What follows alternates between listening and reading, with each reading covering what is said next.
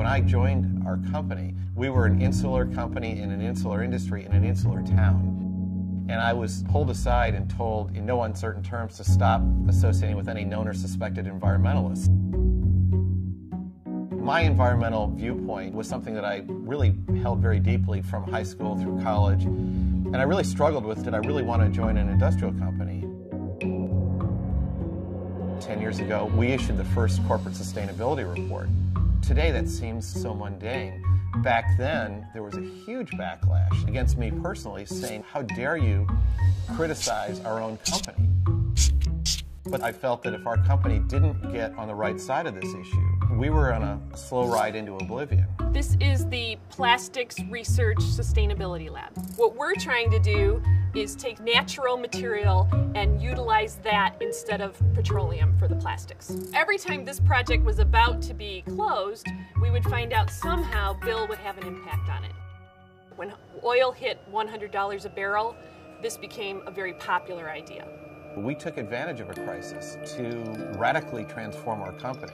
A lot of companies were failing, money was very tight, and our own fortunes weren't very good. Our CEO and I made two big audacious bets. One was that we would be the fuel economy leader in the auto business, and two, that we'd be the technology leader. For over 100 years, the internal combustion engine is what drove cars and trucks. But here we are today with all this new technology starting to come into the marketplace. Hybrids, plug-in hybrids, electric vehicles, biofuel vehicles. Now everybody's bought in, everybody gets it, and everybody's energized by finding new solutions to what are still big issues out there. If I look forward, which I love doing, there's the vehicle itself that will change dramatically. But then there's this whole notion of the vehicle's place in society that will change too. How are we going to move people in 50 cities around the globe with 10 million people or more?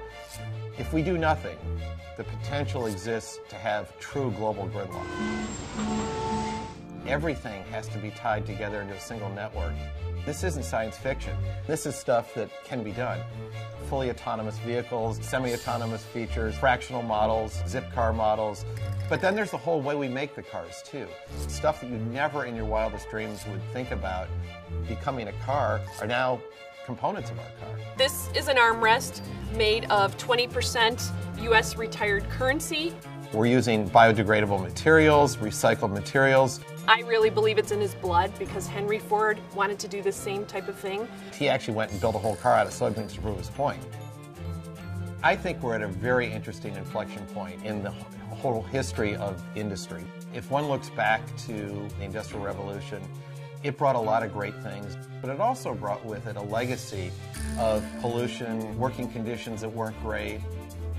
This is by far the best time to be an environmentalist in an industrial company because there are solutions available. There is a real parallel between what goes on in nature and what can go on in an ecosystem called a business. If you pull one lever, it has lots of consequences down the line. And you have to be helping affect positive change, creating a future that is going to make people's lives better.